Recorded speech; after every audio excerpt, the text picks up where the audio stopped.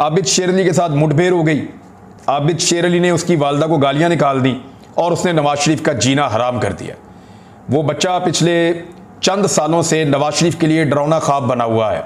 नवाज शरीफ घर से निकलकर जहां जाता है वो बच्चा उसके पीछे जाता है और नवाज शरीफ को निशाने इबरत बना रहा है। कई मरतबा उसने नवाज शरीफ को मुख्तलिफ जगहों पर शिकस्त दी है। एक छोटा बच्चा है जो अपनी मां की एक मरतबा होने वाली बेइज्जती पर बदला ले रहा है। और दूसरी तरफ बिलावल जरदारी है, उसकी वालदा की नंगी तस्वीरें नवाज शरीफ ने जहाज से फेंकी और उसकी वालदा की बदतरीन तौहीन की और करवाई भी बाकी लोगों से, और वो आज नवाज शरीफ की हुकूमत की काबीना का हिस्सा है। बिलावल और शायान के अंदर आप देखिए फ़र्क कितना ज़्यादा है। गैरत जो है ये पैसे की मोहताज नहीं होती, ओहदे की मोहताज नहीं होती, ताकत की मोहताज नहीं होती। इसके अंदर सिर्फ गैरत का एक जज्बा होना चाहिए। वो बच्चा एक मरतबा अपनी माँ को गाली पड़ने पे आज तक बदला ले रहा है और निशाने इबरत बना